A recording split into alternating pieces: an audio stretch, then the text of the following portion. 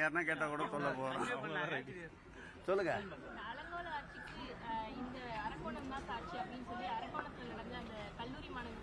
என்ன துப்பு கட்ட ஆட்சிக்கு தூத்துக்குடி சாட்சி நாங்கள் சொல்லி இருக்கோம்.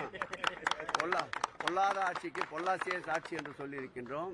ஆட்சியை பொறுத்தளவில் தவறு நடக்கின்ற பட்சத்தில் அதன் மீது நடவடிக்கை எடுக்கவில்லை என்றால் தான் குற்றம் சாட்ட வேண்டும்.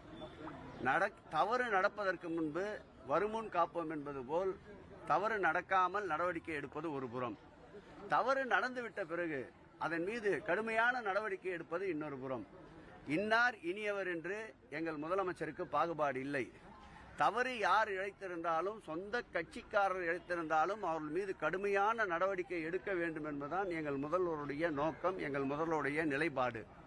அந்த வகையில் மாநகராட்சியில் கூட 2 மாநகராட்சி மாமன்ற உறுப்பினர்கள் அதிகாரிகளோடு சண்டையிடுவதை அவருடைய கவனத்துக்கு கொண்டு சென்றவுடன் பதவியிலிருந்தே நீக்கிய ஆட்சி மாண்புமிகு தமிழக முதல்வருடைய ஆட்சி, நீதியின் ஆட்சி, சட்டத்தின் ஆட்சி.